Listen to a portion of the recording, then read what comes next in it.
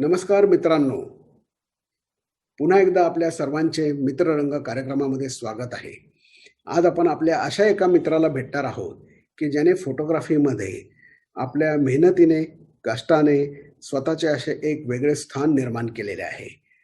त्याने असंख्य प्रकारची फोटोग्राफी केली आणि आपले नाव राष्ट्रीय आणि आंतरराष्ट्रीय स्तरावरती नेऊन ठेवले.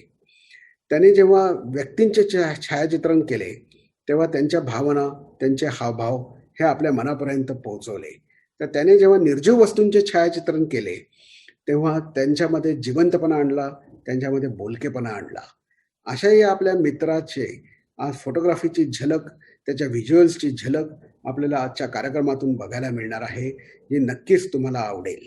तर आता जास्त वेळ न घालवता मी उपेंद्र, अतुल काळे आणि मुकुंद संगोराम सर्व नुमवियांच्या तर्फे स्वागत करतो श्री सतीश पाकणीकर यांचे.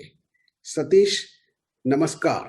तुझे मित्ररंग कार्यक्रमामध्ये स्वागत आहे. नमस्कार. नमस्कार सतीश. नमस्कार मुकुंदा. नमस्कार. आणि अतुल, तुमचं सगळ्यांचा मी पहिल्यांदाच मनपूर्वक आभारी आहे की मित्रांच्या मैफिलीमध्ये मला यायची संधी दिली त्याच्याबद्दल. आणि कधीही मित्रांशी बोलणं हा कधीही एक अत्यंत आनंदाचा आणि जिव्हाळ्याचाच विषय राहिलेला आहे माझा नेहमी.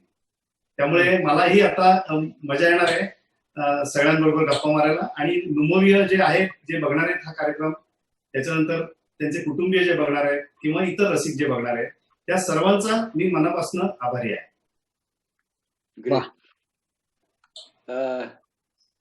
सतीश, आता मला एक पहिला प्रश्न हा विचारायचा तुला की आपण आता नुमवीय आहोत, पण तुझं नुमवीशी नातं कसं जोडलं गेलं? नुमवीशी नातं म्हणजे ते घरातनच जोडलं गेलेलं आहे. त्याचं कारण असं की आमच्याकडचे सगळे म्हणजे माझ्या आजोबांपासून सगळे नुमवी आहेत.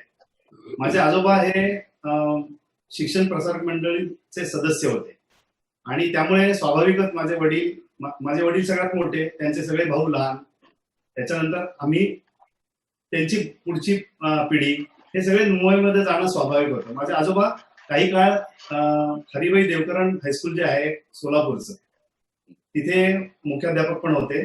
त्याच्यानंतर ते पुण्यात आले आणि पुण्यात ते टिळक कॉलेज ऑफ एज्युकेशन जे आहे त्याच्यामध्ये प्रोफेसर होते. तिथनंच ते रिटायर झाले. त्यामुळे स्वाभाविक आहे की नुमवी म्हणजे पाकणीकरांचा मुलगा म्हणजे तो नुमवीत जाणार, नुमवीमध्येच जाणार, हे अगदी स्वाभाविक समीकरण होतं. सतीश, पण आता एवढी तुझी नुमवीशी नाळ जोडलेली आहे, एवढे तुझा सगळा परिवार आणि सगळे लोक नुमवीशी जोडले गेलेले आहेत, तर काही शाळेतल्या आठवणी असतील की एक दोन, जरा सांग ना थोडे. हो, नक्कीच. आपली शाळा जी आहे ती, म्हणजे तुम्ही जर का असं बघितलं की आपण बाहेर जगामध्ये हिंडतो तेव्हा बऱ्याच वेळा काही आपल्याला समवयस्क भेटतात, त्याच्या बोलण्या चालण्यावरनं आपल्याला लगेच लक्षात येतं की हा नुमवी आहे. असा माझा तर अनुभव खूप ठिकाणी आलेला आहे. म्हणजे फक्त पुण्यात नाही, पुण्याबाहेर असताना सुद्धा मला तो अनुभव आलेला आहे. आणि आता तसं बघायला गेलं तर 1966 ते 1977 या वर्षांमध्ये मी मॉन्टेसरी पासून 10वी पर्यंत नुमवी शाळेत होतो. त्याच्यानंतर शिक्षण प्रसारक मंडळीच्याच सप महाविद्यालयातनं मी माझं पुढचं शिक्षण घेतलं BSc पर्यंत, आणि त्याच्यानंतर पुणे विद्यापीठातनं मी MSc केलं. पण नुमवी शाळा म्हटली की एक विशिष्ट प्रकारचा त्याची शिस्त, त्याचे विशिष्ट गुण असे सगळे आपल्याला अनुभवायला आहेत. म्हणजे हाती घालते तडीसण्या हे ब्रीद दिले आम्हा, हे जे आहे ते पूर्ण करणारी असंख्य वर्गमित्र म्हणा, त्या बॅचचे विद्यार्थी म्हणा किंवा आधीचेही सगळे हे बघायला मिळतात आपल्याला. तर मी 66 साली जरी आलो असलो तरी खरा प्रवेश जो आहे तो नुमवी प्रशालेमधला, असं मला वाटतं. की 5वी मध्ये जेव्हा आपण येतो प्रशालेमध्ये, तेव्हा बदल जे काय होतात ते लहान शाळेमधनं मोठ्या शाळेमध्ये येताना ते पहिलं म्हणजे दर पाऊण तासाने 1 तास बदलणं. लहान शाळेमध्ये कसं आहे की ते वर्ग शिक्षक असतात, ते सगळे विषय घ्यायचे, पण इथं कसं की वेगवेगळे विषयांना वेगवेगळे शिक्षक. हा पहिला मोठा बदल मला तेव्हा जाणवला. आणि 5वी ते 10वी खरंच म्हणजे नुमवी शाळेने जे काय दिलंय ना आपल्याला सगळ्यांना, त्याला खरंच तोड नाही. त्यामुळे त्याच्या आठवणी तर असंख्य आहेतच. मग त्यातल्या त्या मवा जोशी आणि फगरे सरांच्या 1-2 आठवणी सांग की. बर. मी जेव्हा शाळेमध्ये आलो त्यावेळी त्या काळामध्ये गय दीक्षित आणि मवा जोशी हे 2 मुख्याध्यापक आम्हाला लाभले. त्यातले मवा जोशी हे कडक होते. गय दीक्षित हे पाठीमागे दोन्ही हात बांधून जेव्हा कॉरिडॉर मधनं फिरायला लागायचे वर्गांवरती लक्ष ठेवण्यासाठी, नुसती एक चक्कर ही अक्षरशः चिडीचूप शांतता व्हायची. आणि मवा जोशींची काम करण्याची पद्धत जरा वेगळी होती. मवा जोशी जेव्हा नवीन रुजू झाले तेव्हाची मला गोष्ट आठवते. मी तेव्हा 6वी-7वीत कधीतरी असेल, 7वीत किंवा 8वीत असेल फार. पण शाळेमध्ये प्रत्येक शाळेमध्ये काही अतिशय दंगेखोर मुलं असतात की ज्यांची म्हणजे ब्लॅकलिस्टेड म्हणा तुम्ही त्यांना, त्यांचं वेगवेगळ्या प्रकारचे दंगे चालू असतात. मवा जोशी आल्यानंतर त्या सरांनी काय केलं की एके दिवशी शनिवारी असं असायचं की शाळेच्या आपल्या चौकामध्ये मोठ्या सगळ्यांना कवायतीसाठी जमायला लागायचं. आणि तेव्हा स्वाभाविक सगळे वर्ग शिक्षक मुलांना घेऊन तिथे यायचे. ते एके दिवशी त्यांनी असं केलं की सत्कार करणार होतो आपण काय, असं त्यांनी जाहीर केलं. मुलांना वाटलं की काय म्हणजे आता यांची नवीन पद्धत आहे त्यामुळे सत्कार. तर त्यांनी 7-8 मुलांचं यादी वाचून दाखवली की या सगळ्यांचे आपण सत्कार करणार. त्या मुलांना पण कळे ना की नक्की काय झालं असेल, म्हणजे कशासाठी आपला सत्कार आहे हा. तर त्यांची सगळी हिस्ट्री, त्यांचं सगळं वागणूक, त्यांची सगळी प्रगती ही मवा जोशींच्या टेबलावर असल्यामुळे त्यांनी त्यांना मुद्दाम सत्कार करायचं ठरवलं होतं. आणि सगळे झाल्यावर ते स्टेजवरती काही पर्यवेक्षक आणि स्वतः मुख्याध्यापक मवा जोशी हे येऊन बसले. आणि मग त्या प्रत्येकाला मुलांना त्यांनी पुकारायला सुरुवात केली. आणि ती मुले अगदी आता आपला सत्कार होणार असं म्हणून स्टेजवरती सगळे लाईनी तिथे उभे आहेत. आणि पहिला जो गेला त्याचा सत्कार त्यांनी केला, त्याला नारळ दिला, एक सर्टिफिकेट दिलं आणि तो ते घेऊन आपल्या मुलांकडे बघत उतरला. असंच सगळं चालू झालं. आणि तो जेव्हा खाली उतरतोय तेव्हा त्या प्रत्येकाचा चेहरा पडतोय. असं काय झालं हे इतरांना कळेना. आणि मग लक्षात आलं की मवा जोशी सरांनी त्या प्रत्येकाला नारळ आणि लिव्हिंग सर्टिफिकेट दिलं होतं, स्कूल लिव्हिंग सर्टिफिकेट. तर एकदम हा धसका जो होता तो सगळ्यांना, त्या 7-8 जणांना जो बसला. आणि मग त्याच्यानंतर म्हणजे त्यांनी ती ऍक्शन जी घेतली ती मुद्दाम घेतली ती, मग त्यांच्या पालकांना बोलून घेतलं. मग ती मुलं नंतर सौम्य झाली आणि पुन्हा त्यांची शैक्षणिक प्रगती त्यांची सुरू झाली. पण एखाद्या शाळेमध्ये येऊन पटकन असा काहीतरी निर्णय घेऊन अशा नाठाळ मुलांना वटणीवर आणणारे शिक्षकही तेव्हा होते आणि मग ते वटणीवर येणारी मुलं पण होती. आता हल्लीच्या आपल्या शाळांमध्ये आपण बघतो तर जरा चित्र वेगळं असतं. म्हणजे कुठल्या असं जर का कोणी आता मुख्याध्यापकांनी केलं तर मला वाटतं आंदोलनच होईल. पण ही नुमोवीची प्रथा मात्र मस्त होती. दुसरं असं की मला म्हणजे एक उपेंद्रनी म्हटल्याप्रमाणे की फगरे सर हिंदीला होते. मी तेव्हा 75 साली मी 8वीत वगैरे असेल. तर आमचा जो शाळेमध्ये यायचा रस्ता, मी ऍक्च्युली राहायला शुक्रवार पेठेमध्ये मंडईच्या जवळ, त्यामुळे मंडईच्या तिथनं मागणं बहुमानत गोळातनं असं आम्ही यायचो. तर तिथे एक चंद्रकांत साऊंड सर्व्हिस नावाचं एक दुकान होतं. त्या दुकानामध्ये रेकॉर्ड्स लावलेले असायचे. आणि एकदा येताना अचानकपणे एका सिनेमाची रेकॉर्ड त्यांनी लावलेली होती आणि आम्ही सगळी येत असलेली सगळी मुलं त्याच्या भोवती घोळका करून उभे होते. तो नवीन सिनेमा होता. चित्रपटाचं नाव होतं शोले. आणि शोलेचे डायलॉग्स असलेली सलीम जावेद यांनी लिहिलेले अतिशय अप्रतिम आणि रंजक आणि खिळवून ठेवतील असे डायलॉग लिहिलेली एक रेकॉर्ड त्यांनी लावलेली होती.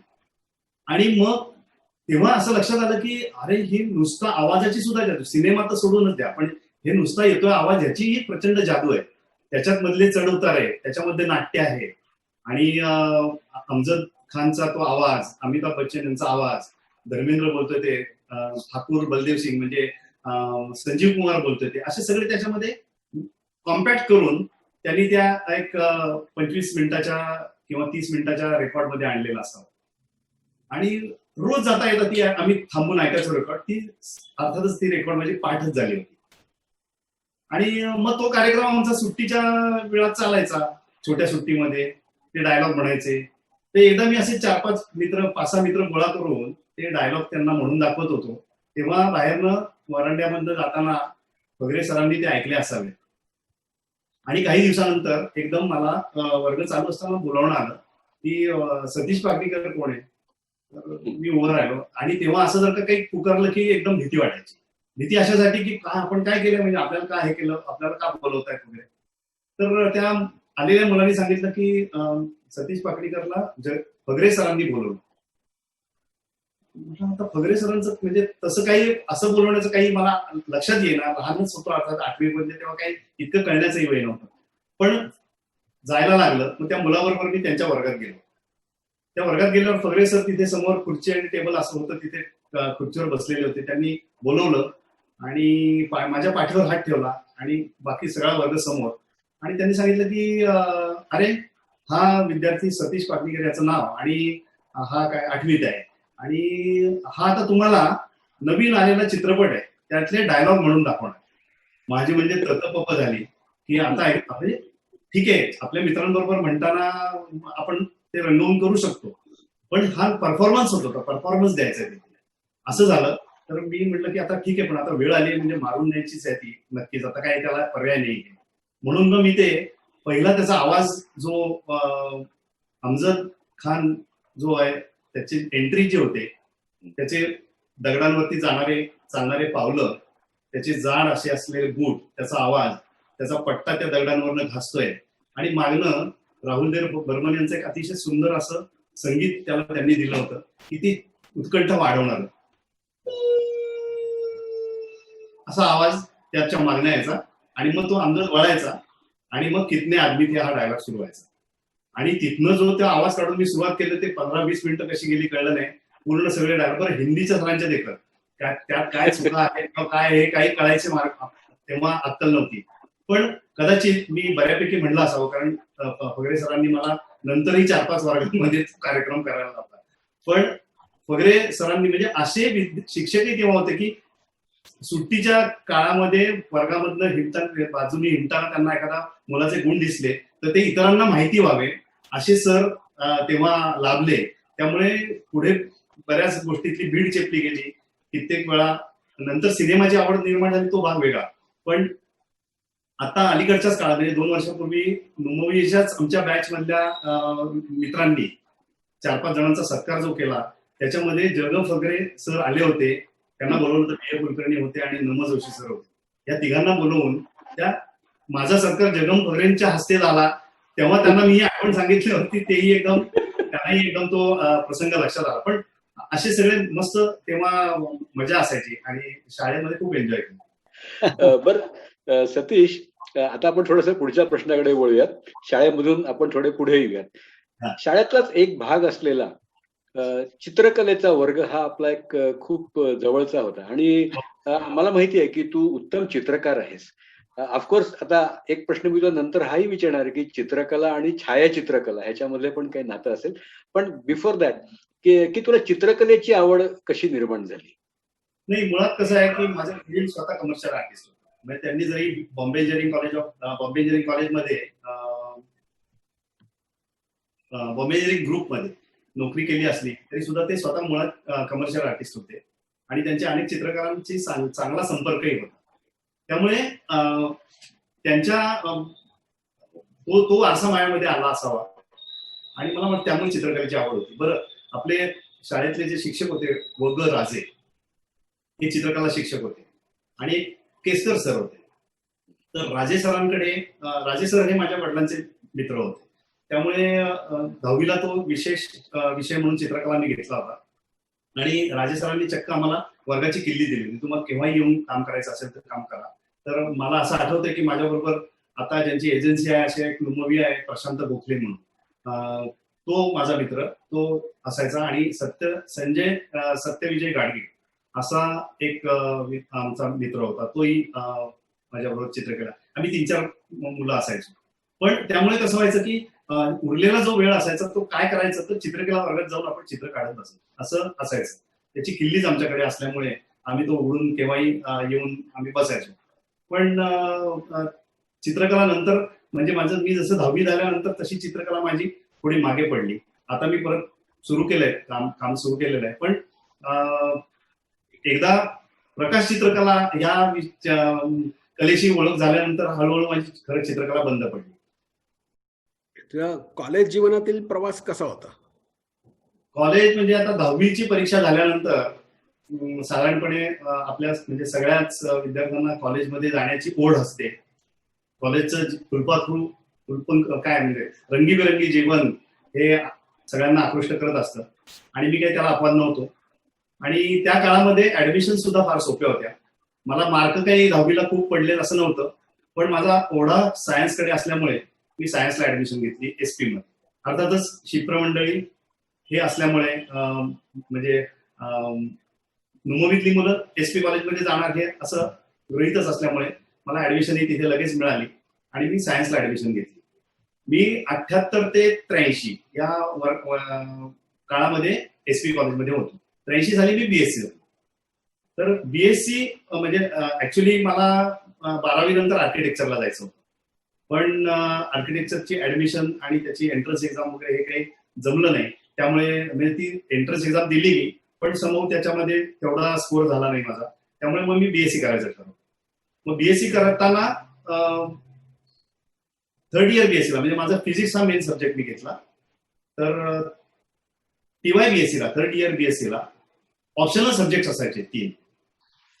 एक होता व्हॅक्युम टेक्नॉलॉजी, दुसरा होता टेक्निकल इलेक्ट्रॉनिक्स आणि तिसरा होता मोशन पिक्चर फिजिक्स. तर मोशन पिक्चर फिजिक्स म्हणजे काय, तर त्याच्यामध्ये मूव्ही आणि स्टील फोटोग्राफी याचा सगळाच कोर्स होता, याचा सगळा अभ्यास होता.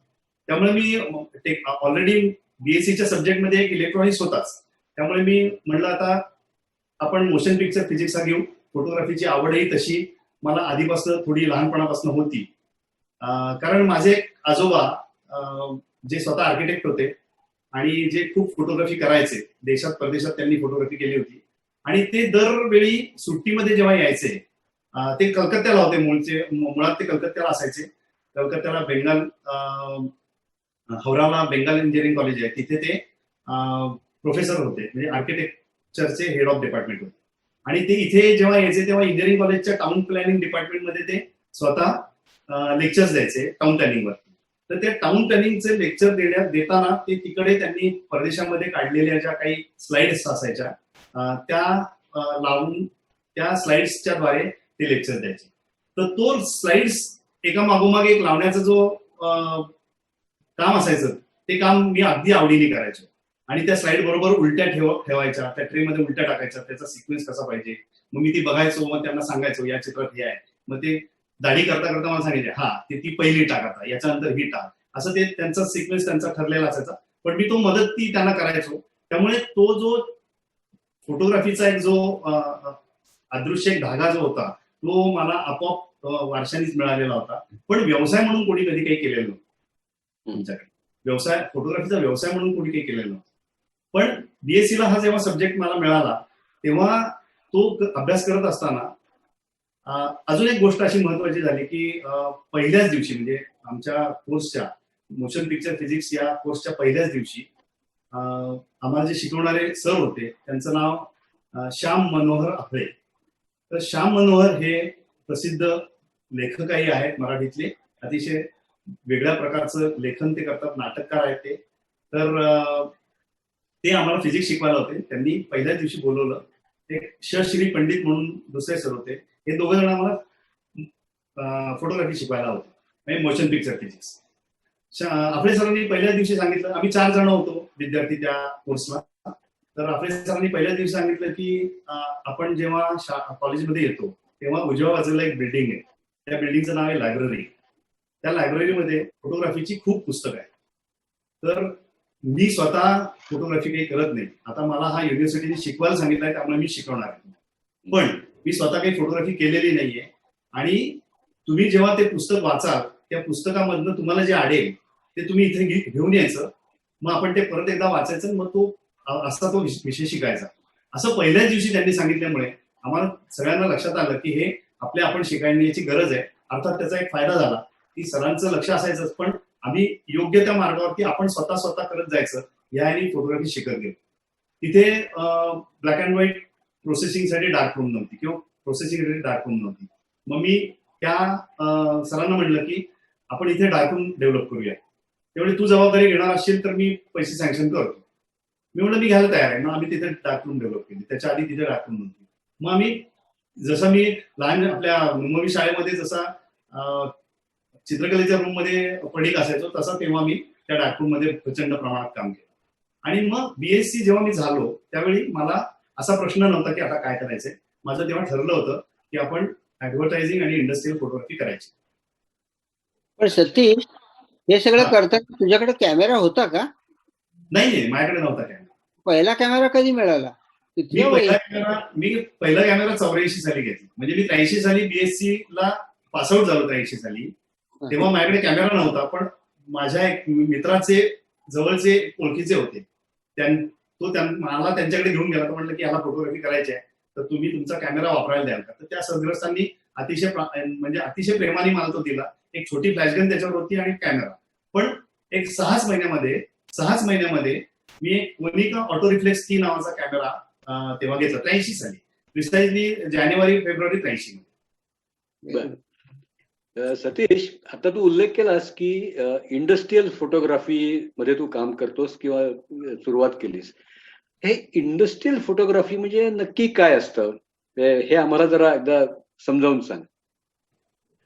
कसं आहे, फोटोग्राफी हा एखादा कोणी जर का फोटोग्राफी करतो असं म्हणल्यानंतर आताची परिस्थिती खूप वेगळी आहे की आता आपल्याला बऱ्याच ब्रांचेस माहिती आहेत फोटोग्राफीच्या. पण 37-38 वर्षांपूर्वी फोटोग्राफी करणार म्हणजे हा लग्न मुंजी समारंभ याचे फोटो काढणार असा एक सगळ्यांचा समज व्हायचा. पण मी पहिल्याच दिवशी ठरवलं होतं की मला इंडस्ट्रियल फोटोग्राफीमध्ये रस आहे आणि इंडस्ट्रियल आणि ऍडव्हर्टायझिंग साठी आपण फोटोग्राफी करायची. तर इंडस्ट्रियल फोटोग्राफी म्हणजे काय, तर जी वेगवेगळी प्रॉडक्ट्स आपण नियमितपणे रोज वापरतो. आता अगदी साधं उदाहरण घ्यायचं तर आपण गाडी वापरतो, आपण स्कूटर वापरतो, आपण वॉशिंग मशीन वापरतो, रेफ्रिजरेटर वापरतो, मिक्सर वापरतो. ह्या सगळ्याच्या बनण्याची जी जागा असते, जी फॅक्टरी असते, तिथे त्यांना फोटोग्राफी लागत असते. म्हणजे उदाहरणार्थ शॉप फ्लोअर काम चालू आहे शॉप फ्लोअरवर. एखादा कमिन्स ही कंपनी आहे, त्यांचा सिलेंडर ब्लॉक जो आहे तो बनण्यासाठी जी प्रोसेस आहे त्या प्रोसेसचा त्यांना फोटो लागत असतो. असे शॉप फ्लोअरवरचे अनेक फोटो प्लस त्या प्रॉडक्टचे फोटो प्लस कधी कधी त्या कंपनीच्या सीईओ किंवा चेअरमन यांचे फोटो असे सगळे लागत असतात. मीटिंगचे फोटो त्यांच्या वेगवेगळ्या कॅटलॉग मध्ये, वेगवेगळ्या कॉर्पोरेट ब्रोशर्स मध्ये त्यांना ते लागत असतात. तर ह्या सगळ्याचं जे एक्सपर्टीज आहे ते थोडंसं वेगळं असतं, त्याचं इक्विपमेंट पण वेगळं असतं. त्यामुळे ती त्या प्रकारची फोटोग्राफी करण्याचं मला चॅलेंजिंग वाटायचं मला ते. त्यामुळे मी ती करायचं ठरवलं होतं. आणि आज उठलो आणि उद्या इंडस्ट्रियल फोटोग्राफी सुरू केली असं कोणाच्याही बाबतीमध्ये असं सहजासहजी झालेलं नाहीये. जर का तो सोन्याचा चमचा तोंडात ठेवून जन्माला आला असेल फोटोग्राफर तर गोष्ट नाही राहील. पण उरलेले जे सगळे माझ्या माहितीत आहे, वेगवेगळे अनेक नावं आहेत मोठी मोठी ज्यांनी इंडस्ट्रियल फोटोग्राफीमध्ये खूप नाव कमवलं. पण त्या सगळ्यांनी सुरुवात जी केली ती बेसिक फोटोग्राफी म्हणजे फंक्शन फोटोग्राफी पासूनच केलेली आढळते आपल्याला. तर त्याप्रमाणे मी असं ठरवलं की आपण फंक्शन फोटोग्राफी करायची आणि त्याच्याबरोबर हळूहळू आपण इक्विपमेंटसाठी पैसे जमवायचे आणि इंडस्ट्रियल फोटोग्राफीवर सेट व्हायचं. तर या प्रकारची फोटोग्राफी आहे जी इंडस्ट्रीसाठी लागते, जी प्रॉडक्टच्या जाहिरातींसाठी लागते. त्या सगळ्या फोटोग्राफीला इंडस्ट्रियल फोटोग्राफी आणि ऍडव्हर्टायझिंग फोटोग्राफी असं म्हणतात. त्याच्यासाठी काही वेगळा कॅमेरा लागतो का? म्हणजे लग्न मुंजीतले फोटो काढायचा कॅमेरा आणि इंडस्ट्रियल फोटोग्राफीचा कॅमेरा वेगळा असतो का? बरोबर, वेगळे कॅमेरे असायचे. आता तेव्हा आपण ही जी गोष्ट बोलतोय ही 83-84 सालची बोलतोय. त्यामुळे तेव्हा निगेटिव्ह बेस्ड कॅमेरे होते. म्हणजे निगेटिव्ह पॉझिटिव्ह म्हणजे स्लाइड्स आणि negative, black and white negative याचे कॅमेरे होते. तर त्याच्यासाठी इंडस्ट्रियल फोटोग्राफीसाठी वेगळे कॅमेरे असायचे. म्हणजे त्याचा फॉर्मॅट मोठा असायचा. आपण जे लग्न मुंजीसाठी जे काढतो किंवा ट्रिपला आपण जे कॅमेरे घेऊन जातो त्याचा जो फिल्म साईज असायचा तो 24 mm बाय 36 mm असा रेक्टँगल असायचा. तर इंडस्ट्रियल फोटोग्राफीमध्ये ते फोटो खूप मोठे मोठे सुद्धा करायला लागतात. तर तुम्ही होर्डिंग बघता मोठी मोठी, तर त्याच्यावरती ते फोटो छापायला लागायचे किंवा आताही लागतात. तर त्याच्यासाठी जितकं तुमचा निगेटिव्ह साईज मोठा असेल तेवढा त्याचं रिझोल्युशन जास्त चांगलं मिळतं, तेवढी त्याची क्लॅरिटी जास्त चांगली मिळते, तेवढी त्याचे टोनल रेडिशन जे असतं फोटोमधलं ते चांगलं मिळतं. त्यामुळे मग मोठ्या फॉर्मॅटचे कॅमेरे घेण्याची गरज निर्माण व्हायची. तर असं मी पहिल्यांदा सुरुवातीला केलं तेव्हा 35mm वापरत होतो. मग हळूहळू मी मामिया 645 नावाचा कॅमेरा आहे त्याच्यावरती शिफ्ट झालो. ते 2 कॅमेरे घेतले की एक कलर निगेटिव्ह साठी, एक ब्लॅक अँड व्हाईट निगेटिव्ह साठी, किंवा कलर ट्रान्सपरन्सी आणि कलर निगेटिव्ह याच्यासाठी. मग त्याच्यानंतर हळूहळू पुढे जाऊन मला असं लक्षात आलं की आपल्याला आता याच्यापेक्षा मोठा फॉर्मॅट घ्यायला पाहिजे, म्हणून सिनार नावाचा मी कॅमेरा घेतला. सिनार हा स्विस मेड कॅमेरा आहे आणि तो एका फोटोग्राफरनीच इन्व्हेंट केलेला आहे. तर त्या कॅमेऱ्यामध्ये 2 प्लेन्स असतात, एक लेन्स प्लेन असतं आणि फिल्म प्लेन असतं, आणि ती प्लेन्स दोन्ही सगळ्या अँगल मधनं हलतात, त्यामुळे तुम्हाला पर्स्पेक्टिव्ह करेक्शन करतात. एखादं आता उदाहरण, अगदी छोटं उदाहरण देतो मी, की एखाद्या बिल्डिंगचा आपण फोटो काढतोय, तर उंच बिल्डिंग आहे आणि मी बिल्डिंगच्या खाली उभं राहून फोटो काढतोय, तर माझा कॅमेरा वरती होणार आहे त्या बिल्डिंगकडे बघताना, आणि मग फोटो येणार आहे तो लाईन्स त्याच्या ज्या आहेत त्या कॉन्व्हर्ज होणार आहे, म्हणजे वरती इन्फिनिटीला जेव्हा जाईल तेव्हा त्या लाईन्स मिळलेल्या दिसतील आपल्याला. तर त्या केसमध्ये बिल्डिंग खाली मोठी दिसेल आणि वरती छोटी होत गेलेली दिसेल, तुम्ही नेहमी बघितलं असेल तसं. पण किंवा ती बिल्डिंग मागे पडल्यासारखी वाटते, म्हणजे बारीक होत गेल्यामुळे ती बिल्डिंग आपोआपच मागे पडल्यासारखी वाटते. किंवा तोच फोटो तुम्ही एखाद्या बिल्डिंगचा त्याच्यापेक्षा उंच बिल्डिंग वरनं काढला तर वरचा भाग मोठा दिसेल आणि खालचा भाग लहान होत गेलेला दिसेल. हे पर्स्पेक्टिव्ह मध्ये बदल होतो म्हणून होतं. आणि मग हे करेक्शन सिनार सारख्या कॅमेरामध्ये करता यायचं, आणि त्यामुळे मी तो सिनार कॅमेरा घेतला. तर सिनार हा कॅमेरा आहे, त्याचं शॉर्ट फॉर्म आहे सिनार हा, SINAR असं त्याचं नाव आहे.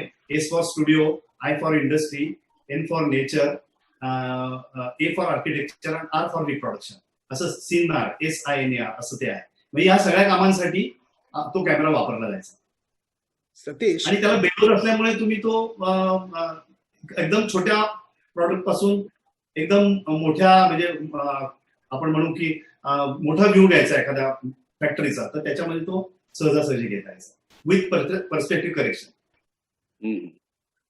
पण म्हणजे जे हे सगळं तर तू केलंसच, पण हे करताना काही सोपं झालं नसणार आहे एवढं. मग त्याच्यामध्ये काही आर्थिक अडचणी असतील किंवा काही असेल, तर ते तू कसं काय ओव्हरकम केलंस?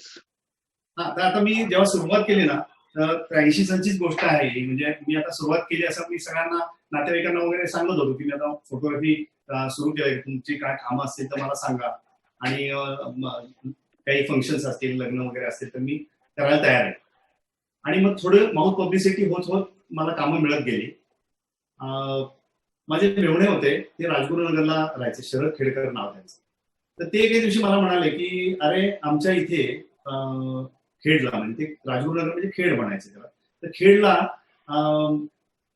सुशिक्षित बेरोजगार योजनेमध्ये कर्ज देत आहेत आता सध्या, तर तू तिथे का नाही ट्राय करत, तुला कर्ज मिळेल तिथे. असा मी विचारच केलेला नव्हता. म्हटलं चालेल आपण करूया. मग साध्या कागदावरती मग त्यांनी माझा अर्ज लिहून घेतला. ते म्हणले मी त्या बँकेमध्ये देतो. ते कायम पुण्याला यायचे, खेडला जायचे, त्यामुळे पण फक्त त्या योजनेची अट अशी होती की ती ग्रामीण भागासाठी होती, शहरी भागासाठी नव्हती. सुशिक्षित बेरोजगार या 2 क्रायटेरिया मी पाळल्या होत्या. मी सुशिक्षितही होतो आणि बेरोजगारही होतो, त्यामुळे त्या लोनला अप्लाय करायला मी पात्र होतो, पण मी शहरात राहत होतो. मग माझ्या मेहणींनी त्याच्यावर पर्याय काढला की तू असं कर, तू माझ्या इथला आपण पत्ता त्यांना दाखवू, तुझी लॅब माझ्या इथे चालू करायला लागेल, तुला दाखवू माझ्या इथे चालू करायला लागेल. तर तशी आपण जर का करणार असू तर आपल्याला ते सांगता येईल त्यांना. मग ते सांगितलं त्याप्रमाणे तिथे मी ऍप्लिकेशन दिला. त्याच्यात एक इंटरव्ह्यू होता, वेगवेगळ्या बँकेचे लोक आले होते आणि त्या लोकांमध्ये मॅनेजर्स होते त्या बँकेचे सगळे, आणि माझा अर्ज एक होते बसले, त्यांनी बघितलं आणि ते माझं मार्कलिस्ट वगैरे सगळंच दिलं होतं, त्याच्याबरोबर काय जोडलं होतं. तर ते मला म्हणले की हे तुमचे मार्क चांगले, तुम्हाला BSc ला डिस्टिंक्शन आहे, तर तुम्ही पुढे का नाही शिकत, हे तुम्ही काय व्यवसायाचं फूल डोक्यात घेतलंय. त्यांचं नाव, त्या साहेबांचं नाव शेख असं होतं साहेब. तर शेख साहेबांना मी म्हणलं की नाही, काय मला घरची जरा हे आहे परिस्थिती, त्यामुळे मला आता मिळवणं गरजेचं आहे, त्यामुळे मला लोन हवं आहे, म्हणजे गरजेचंच आहे मला. ते म्हणजे नाही, तुम्ही पुढे खरं शिकायला पाहिजे, एवढे चांगले मार्क आहेत तर पुढे शिकायला पाहिजे. आता ऍक्च्युली काय होतं की मी त्यावेळी MSc ला ऍडमिशन घेतली. BSc झाल्या मला मार्क चांगले होते, त्यामुळे मला MSc ला लगेच ऍडमिशन मिळाली आणि ऍडमिशन घेतली होती मी. पण आता जर का मी हे सांगितलं की मी शिक्षणासाठी ऍडमिशन घेतली तर कदाचित लोन देणार नाही, म्हणून मी गप्प बसलो, मी काही बोललो नाही त्यांना की पुढे शिकायचं याच्याबद्दल मी काही बोललो नाही. मग त्यांनी लोन माझं सँक्शन केलं 25,000 रुपये. तेव्हाच असं होतं की तुम्ही कोटेशन घेऊन यायचं, त्या नावानेच ते चेक द्यायचे. त्यामुळे मला माझ्याकडे पटापटा इक्विपमेंट आलं, चांगला कॅमेरा मिळाला, फ्लॅशगन मला मिळाला वगैरे. माझं चांगलं चाललं. पण त्याची 6 महिन्यांनी हप्ता होता त्याचा. मला पहिल्यांदा टेन्शन आलं की आपण हा कसा फेडणार हप्ता. पण कामं मिळत गेली आणि मी 3-4 महिन्यामध्येच मी तो हप्ता भरायला गेलो. पहिल्यांदा जाऊन बँकेमध्ये आधी हप्ता भरला मी आणि तिथे जाऊन थांबलो मॅनेजरच्या रूमच्या तिथे. त्यांना मी म्हणलं की तिथे बाहेरच्या कुणाला सांगितलं मी की मला साहेबांना भेटायचं. आतमध्ये 2-3 लोक होते, त्यांची मिटिंग झाल्यावर तुम्ही जा असं त्यांनी सांगितलं. मग ते झालं, मी गेलो आतमध्ये. तर ते म्हणले हा बोला काय म्हणताय. तर मी त्यांना सांगितलं मी हप्ता भरायला आलो. अरे वा लवकर आला तुम्ही हप्ता भरायला, चांगली गोष्ट आहे, गुड. मग आता एवढं झाल्यावर मी निघून जायचं ना तिथनं, पण मी तसाच थांबलो. त्यांना वाटलं की काहीतरी बोलायचं, म्हणून मग त्यांनी विचारलं काय झालंय ना काम, तर अजून काही आहे. तर मी म्हटलं नाही साहेब तुमच्याशी 1-2 मिनिट बोलायचं होतं. म्हणजे बोला ना, काय हरकत नाही. म्हटलं तुम्ही माझा जेव्हा इंटरव्ह्यू घेतला होता तेव्हा तुम्ही असं मला म्हणलं होतं की एवढे चांगले मार्क आहे तर पुढं का नाही शिकत, पुढे शिकण्याची संधी चांगली आहे तर का नाही शिकत पुढे. पण मी तेव्हा तुम्हाला असं सांगितलं होतं की नाही मला गरज आहे आणि त्यामुळे मला लोन हवं आहे. तर म्हणजे हो बरोबर आहे. तर म्हणलं नाही, पण मग तेव्हा मी तुम्हाला खोटं सांगितलं होतं. मी MSc मध्ये तेव्हा ऍडमिशन घेतली होती आता मी MSc करतोय आणि ते करत करत मी हा व्यवसाय करतो. तर त्यांनी मला म्हणजे माझ्या अनपेक्षितपणे ते म्हणले हो माहिती आहे मला, तेव्हाही माहिती होतं मला हे. म्हणजे त्यांनी ऑलरेडी सगळा अभ्यास केला होता आणि तरी सुद्धा त्यांनी हा प्रश्न विचारून की हा काय रिॲक्शन देतो. तर मी ती रिॲक्शन तशा पद्धतीने दिली, पण मी नंतर प्रामाणिकपणे येऊन सांगितलं. त्यामुळे त्यांच्याशी माझी खूप चांगली नाळ जुळली आणि नंतर त्यांनी मला कायम मदत केली. तिथनं ते दुसऱ्या पोस्टवर गेले तेव्हा त्यांनी मला बोलवून सांगितलं की तुम्हाला मोठं लोन पाहिजे असेल तर सांगा, माझ्या जेवढं अखत्यारीचे तेवढं लगेच सँक्शन करून देतो. त्यांनी 2 दिवसात मला लोन सँक्शन करून दिलं आणि नंतर पुण्यातल्याही ब्रांचमधून मी जेव्हा जेव्हा घेतलं तेव्हा त्यांची मला मदत खूप झाली. असं म्हणजे प्रामाणिकपणाचा तो एक जो मी तेव्हा दाखवला तो प्रामाणिकपणा, तो असा उपयोगाला आला आणि कायम चांगले संबंध राहिले बँकेशी. सतीश, आता थोडंसं मी इंडस्ट्रियल फोटोग्राफीतनं तुझ्या सवाई गंधर्व आणि हरिप्रसाद चौरसिया या प्रसंगाकडे येतो. तर हरिप्रसाद चौरसिया यांच्या तू काही फोटोग्राफी केलीस आणि तो जो सवाई गंधर्वांशी तुझी नाळ जोडली गेली तो प्रसंग काय आहे? मी तेव्हा 10वीत होतो, 1977 डिसेंबर 1977 साल होते आणि आम्ही काही मित्रांनी असं ठरवलं की आपण सवाई गंधर्व महोत्सव काय असतो एकदा बघायला तर जाऊ. म्हणून आम्ही एकदा तिथे गेलो. मग त्यावेळी बासरीचे स्वर पहिल्यांदा माझ्या कानावर पडले. तसं बघायला गेलं तर म्युझिक हे आमच्या घरामध्ये कायम ऐकलं जातं. आमच्याकडे भजनं व्हायची वगैरे, या सगळ्या गोष्टी म्युझिकची बॅकग्राऊंड होती. त्यामुळे हे आवडेल की नाही आवडेल असा मुद्दा नव्हता, पण काय एक्झॅक्टली वातावरण कसं असतं हे बघायला जाऊ म्हणून गेलो. आणि त्या हरिजींच्या बासरीच्या स्वरांनी जी काही जादू केली म्हणजे अद्वितीय, एवढं फक्त एकच शब्द त्याच्यासाठी आहे. आणि ते 77 साली मी पहिल्यांदा गेलो आणि मग दरवर्षी मी जात राहिलो त्या महोत्सवामध्ये. आता 83 साली जेव्हा मी BSc झालो आणि माझ्या हातात कॅमेरा आला तेव्हा मी हे घरी जाहीर केलं की मला फोटोग्राफी हा माझा व्यवसाय असणार आहे, मी फोटोग्राफी हाच व्यवसाय करणार आहे. तर इथे मला अतिशय महत्वाची आणि काय म्हणू आपण त्याला एक माझा मुद्दा मांडावासा वाटतो की मध्यमवर्गीय घरामधला ज्याला चांगले मार्क मिळालेत BSc ला आणि ज्याच्या घरामध्ये पोस्ट ग्रॅज्युएट्स आहेत, लेक्चरर्स आहेत, प्रोफेसर्स आहेत, अशा घरामधला एक मुलगा फोटोग्राफीचा व्यवसाय सुरू करतो असं म्हटल्यानंतर घरात काय निर्माण होईल. पण आमच्याकडे तसं काही झालं नाही. माझ्या आई वडिलांनी अतिशय छान उत्तम रीतीने सांगितले, नाही तुला जे काय करायचंय ते तू कर आणि ते उत्तम रीतीने कर, हे सांगितल्यामुळे मला अतिशय उत्साह आला. आणि मग मी 83 साली पहिल्यांदा सवाई गंधर्व मध्ये कॅमेरा घेऊन गेलो. पूर्वी मी मागून एखाद्या आर्टिस्टचं गाणं वाजवणं चालू असेल तर मागे बसून आम्ही ते ऐकायचो. तेव्हा तो त्या संपूर्ण प्रचंड मांडवामध्ये तो आर्टिस्ट एका ठिपक्या एवढा दिसायचा आणि तिथनं तेव्हा काय असे क्लोज सर्किट टीव्ही वगैरे काही नव्हते, त्यामुळे ऐकणं हाच महत्वाचा आनंद होता. पण तेव्हा मनामध्ये अशी छोटीशी इच्छा जागी झाली की या आर्टिस्टला आपल्या जवळून कधी बघता येईल का, त्यांना भेटता येईल का, अशी एक इच्छा जागी झाली. 83 साली जेव्हा कॅमेरा काढत आला तेव्हा ते सोपं झालं. मी डायरेक्ट स्टेजपर्यंत गेलो. मग स्टेजवर तिथे कार्यक्रमाचे मी फोटो काढले भीमसेनजी, हरिजी, जसराजजी या सगळ्यांचे तेव्हा कार्यक्रम होते आणि त्या सवाई गंधर्वमध्ये मी पहिल्यांदा फोटो काढले. ते फोटो त्याच्यानंतर प्रिंट होऊन आले, ते चांगले आले होते. मी पहिल्या वर्षी जेव्हा मी काढले तेव्हा मी फ्लॅश वापरला होता त्याच्यामध्ये. फ्लॅश तो लाईट कमी पडला होता म्हणून फ्लॅश वापरून फोटो काढले होते. आणि मग ते बघितल्यानंतर मला असं लक्षात मित्रांना दाखवलं, अरे हा छान आहे, हा मला दे, भीमसेनजींचा फोटो मला पाहिजे, असं व्हायला लागलं. ते प्रिंट्स काही मी दिले मित्रांना. त्याच्या पुढच्या वर्षीच्या सवाई गंधर्वमध्ये तिथे एक माझ्या मित्राचा टी स्टॉल होता. त्या टी स्टॉलमध्ये मी मोठं पोस्टर करून लावलं होतं. त्याच्यामध्ये भीमसेनजी होते, जसराजजी होते आणि हरिजी होते आणि माझ्या आठवणीत रामनारायण होते. तर या चौघांचे फोटो तिथे मी मोठे करून लावले होते. आणि मग ते बऱ्याच लोकांनी ते अप्रिशिएट केले की अरे हे छान आहेत फोटो, मग आम्हाला कॉपी याची पाहिजे, असं झालं. मग मला असं लक्षात आलं की अरे छान, हे आपण काढलेले फोटो आवडतात लोकांना, तर आपण हे कंटिन्यू करायला पाहिजे. मग मी थोडे माझ्या व्यवसायातले पैसे बाजूला काढून सवाई गंधर्वच्या 3 दिवसाच्या महोत्सवासाठी फोटोग्राफीचं मटेरियल आणण्यासाठी पैसे बाजूला काढून ठेवायला लागले. मग पहिल्या 2 वर्ष मी नुसते रंगीत फोटो, 2-3 वर्ष मी रंगीत रोल जे मिळायचे त्याच्यावर फोटो काढले. 2 वर्ष मी फ्लॅश वापरून काढले. पण ते त्या फोटोमध्ये फ्लॅटनेस यायचा. म्हणजे फ्लॅश समोरनं जर का तुम्ही एखाद्या व्यक्तीवर टाकला तर चेहरा, त्याचे डायमेन्शन जी चेहऱ्याची आहे, नाकाची ठेवण, गाल किती मागे आहे, डोळे किती आत आहे, ह्या सगळ्या गोष्टी आहेत त्या फ्लॅट होऊन जातात. म्हणजे ते 2 डायमेन्शनल वाटायला लागतं. म्हणून मग स्टेजचा वापर करून, स्टेजच्या लाइटिंगचा वापर करून आपल्याला फोटो कसे काढता येतील, मग त्याच्यावरती थोडा अभ्यास केला. मग असं लक्षात आलं की 400 ASA म्हणजे अमेरिकन स्टँडर्ड असोसिएशन, त्यांनी त्या मानक जे आहे ते त्याला ASA असं म्हणतात किंवा ISO म्हणतात, इंटरनॅशनल स्टँडर्ड ऑर्गनायझेशनने केलेलं.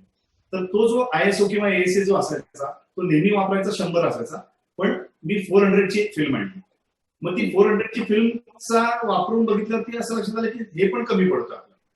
मग त्याच्यावरती सोल्युशन असं काढलं की पुश प्रोसेसिंग नावाचा एक प्रकार असतो फोटोग्राफीमध्ये, प्रोसेसिंगमध्ये. आता माझ्या फोटोंचे, माझ्या रोल्सचं प्रोसेसिंग मी स्वतःच करायचो. त्यामुळे काय झालं की मला ते पुश प्रोसेसिंगची जेव्हा माहिती मी वाचली पुस्तकामध्ये, तेव्हा माझं लक्षात आलं की अरे स्क्रूजा सिमसिम, ते दरवाजा उघडलाय तो आपला. आणि मग मी काय केलं की मोठं 100 फुटी स्पूल मी मुंबईहून घेऊन यायचो. त्याचा एक लोडर आणला होता आणि मग ते आपल्याला पाहिजे तेवढ्या याचे रोल भरायचे, डार्क रूम मध्ये जाऊन पूर्ण डार्क करून त्याचं भरायचे कॅसेटमध्ये आणि ते रोल वापरायला सुरुवात केली मी. आणि मग त्या फोटोमध्ये जो स्टेजचा जो लाईट आहे त्या लाईटमध्ये आर्टिस्टला कळत नाहीये आपला फोटो काढला जातोय, अशी मजा यायला लागली. त्यामुळे artist engrossed in his mood, तो त्याच्या अगदी परमोच्च क्षणाला पोहोचलेला आहे. त्यावेळी मी तो फोटो काढणं असं व्हायला लागलं. आणि मग त्यामुळे काय झालं की त्या फोटोमध्ये डायमेन्शन यायला लागली. मग मी ब्लॅक अँड व्हाईट जास्त काम करायला लागलो, कारण मला ते प्रोसेस स्वतः करता यायचं. कलरला पण मी पुश प्रोसेसिंग वापरलं. कलरमध्ये आमच्या प्रोफेशनल लॅबमध्ये ते जाऊन प्रोसेस करायचो, त्याला सांगायचो की ते पुश करायचं आपल्याला. पुश प्रोसेसिंग म्हणजे थोडक्यात असं की 400 ISOची फिल्म 1600ला शूट करायची, म्हणजे 2 अपर्चरनी ती अंडर एक्सपोज करायची आणि ते डेव्हलप करताना ओव्हर डेव्हलप करायची. That is called push processing. तर असं ते प्रोसेसिंग मी स्वतःच करत असल्यामुळे पहिला एक छोटा रोल 12-15चा टेस्ट करायचा त्या लाइटिंगसाठी, तो प्रोसेस करायचा आणि मग त्याच्याप्रमाणे उरलेले रोल सगळे जे आहे 10, 15, 20 जे काय रोल असायचे आणि मी 100 फुटी घेऊन यायचो. त्यामुळे मग मला ते स्वस्त पण पडायचं आणि पाहिजे तेवढी फिल्म मी शूट करायचो तिथे, असं व्हायला लागलं. पण हे सगळं तू करत होता त्याच्या आधी तू ते काय कमर्शियल फोटोग्राफी, इंडस्ट्रियल फोटोग्राफी करत होतास. हे फोटो आणि इंडस्ट्रियल फोटोग्राफीतले फोटो यात मुळात फरक आहे. तो फरक आहे तो असा की industrial photography is meant for commercial use आणि ही मेंट फॉर आर्टिस्टिक यूज. तर हा फरक म्हणजे शेवटी तो एक कलावंत म्हणून जिवंत व्हायला लागतो ना आपल्या मेंदूमध्ये, की आपल्याला कलाकार सगळ्यांना दिसतो ना. मला जसे ते कलाकार दिसतात त्याच्यापेक्षा तुला ते वेगळे दिसतात. म्हणजे मलाही ते तसेच दिसतात, पण मला या पद्धतीने या कलाकाराकडे पाहिल्यानंतर तो कलाकार म्हणून मला अधिक जास्त भावतो. असं तुला कसं काय जाणवायला लागलं? कारण हा मोठी ही आर्टिस्टिक प्रोसेस आहे ना. हो, नाही कसं आहे, एक तर पहिली गोष्ट म्हणजे संगीताची आवड. म्हणजे मी इथे सवाई गंधर्व महोत्सवामध्ये मी फोटो काढतोय हे मी माझ्या स्वतःसाठी काढतो, आनंदासाठी. असा पहिला मुद्दा होता. म्हणजे मी इतर प्रेस फोटोग्राफर जे यायचे काढायला ते फ्लॅश लावून पटापटा फोटो काढून निघून जायचं. पण माझं तसं नाही, मी पहिला अर्धा पाऊण तास ते ऐकायचो. त्याच्यानंतर ते झिरपत गेलं आपल्यामध्ये. ते कुमारजी गात आहे, तर कुमारजींचे भावमुद्रा भीमसेनजी गात आहे, तर भीमसेनजींच्या आपण नुसतं ते ऐकताना त्याच्या त्या भावमुद्राही बघत जातो. आणि ते बघत जाताना हा कलाकार या पर्टिक्युलर वेळी त्याचं एक्सप्रेशन असं होतं, ह्याचा एक आपल्या मनामध्ये आपला अभ्यास सुरू होतो आपोआप. हा कोणाचाही होईल, म्हणजे थोड्याशा प्रॅक्टिसने हा शक्य आहे. आणि तसा तो मी करत गेलो. मी पहिला अर्धा पाऊण तास कधीच कुठल्याच मैत्रिणीमध्ये पहिले अर्धा पाऊण तास मी कॅमेरा बाहेर सुद्धा काढायचं नाही, अगदी निवांत ऐकायचं. आणि त्याच्यानंतर जेव्हा तो मग अर्थातच रॅपोर्ट एकदा प्रेक्षकांशी डेव्हलप झाल्यावर कलाकार पण खुलतो. मग त्यामुळे तो खुलल्यानंतर माझं काम सोपं झालंय की त्याचे एक्सप्रेशन फक्त पकडायचे. आणि मग त्यावेळी मी मायक्रोफोन, दिसणारे मायक्रोफोन्स, येणाऱ्या वायर्स, नंतर बॅकग्राऊंड पार्श्वभूमी जी आहे ती ह्याच्या सगळ्याचा दुर्लक्ष करून फक्त आणि फक्त कलाकाराची भावमुद्रा याच्यावरती कॉन्सन्ट्रेट करायचो. आणि त्यामुळे मी शक्यतो सगळ्या आजूबाजूच्या गोष्टी कट करायचा प्रयत्न करायचो, क्लोजअप घ्यायचा जास्त प्रयत्न करायचो. आणि तसे क्लोजअप घेतल्यामुळे काय झालं की मग तेव्हा मी 200 mm ची किंवा 250 mm ची किंवा 300 mm ची लेन्स वापरली तर मी स्वाभाविकपणे इतर फोटोग्राफरच्या पेक्षा मागणं सुद्धा त्या व्यक्तीचा, त्या कलाकाराचा जास्त जवळ फोटो घ्यायला लागला. आणि मग कसं झालं की ते आता मला हे माहिती झालं की भीमसेनजी बसल्यानंतर साधारणपणे किती वेळानंतर त्यांच्या ह्या प्रकारचे एक्सप्रेशन्स यायला लागतात हे हळूहळू माहिती होत गेलो. आता आज जवळजवळ असं आहे की मला 525 कलावंतांचे, भारतातल्या 525 जवळजवळ कलावंतांचे 80,000 पेक्षा जास्त फोटो मी काढलेले. त्यामुळे बऱ्यापैकी सगळे आर्टिस्ट आहेत त्यांचे मला मॅनरिझम कसं आहे, त्यांचे ते कुठल्या क्षणी त्यांना परमोच्च क्षण काढतात त्याची थोडीशी म्हणेन मी माहिती झालेली आहे. त्यामुळे ते काढणं सोपं जातं. पण या फोटोचं मग तू प्रदर्शन भरवायचं ठरवलंस का? कधी मनात आलं असं?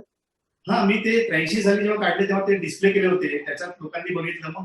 मग काही लोक मागायला लागले फोटो ते की आम्हाला भीमसेनजीचा फोटो पाहिजे, आम्हाला हा आर्टिस्ट माझा आवडीचा आहे त्यांचा फोटो पाहिजे, असं व्हायला लागलं. तर मी म्हटलं असं किती जणांना आपण किती दिवस असे दाखवत राहणार फोटो आपले, तर आपण एक एक्झिबिशन करू. म्हणून मग मी काय केलं, सवाई आपलं बालगंधर्व कला दालनाची बुकिंग डेट्स मी फिक्स केला. ते 13 जून ते 16 जून असं 3 दिवस एक्झिबिशन मी ठरवलं. आणि त्याच्या आदल्या दिवशी ते एक्झिबिशनचा हॉल मिळतो आपल्याला. सगळी तयारी झाली आणि तिथे मला ऍक्च्युली त्या प्रदर्शनाचं उद्घाटन हे वेगळ्या प्रकारे करायचं होतं गाण्याच्या मैफिलीने.